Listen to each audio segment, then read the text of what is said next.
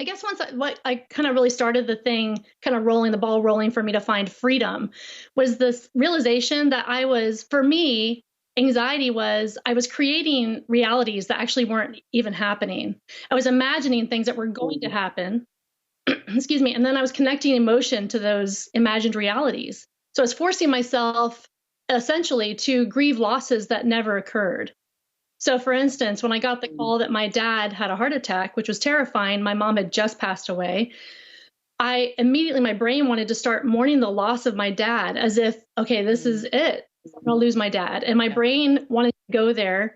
And I found myself wrapped up in anxiety. But when I stopped and realized, oh, wait, the reality is my dad is okay.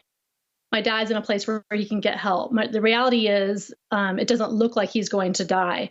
Then I was able to say, okay, this I saw it for what it was, that I was creating these realities that weren't even happening, and then forcing myself to mourn those losses that happening. Yeah, would you say then you're kind of defining anxiety as a fear of something in the future? Right. Well, for me, for the most part, and I've had some other women talk to me like that's not what it is for me, and that's fine. But for me, that's what I was doing. And essentially what I was doing then, if I go to the end of that, is I was thinking, okay, for instance, if my dad died, I would not be able to handle that because God's grace and love and strength would not be there for me if that happened. That's what it came down to for me.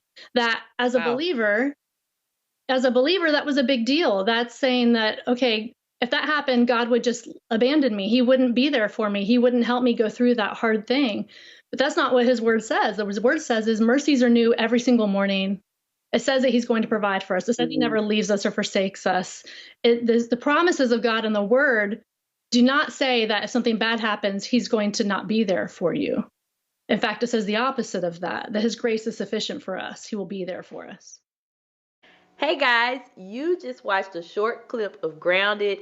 To check out the full episode, click the link below.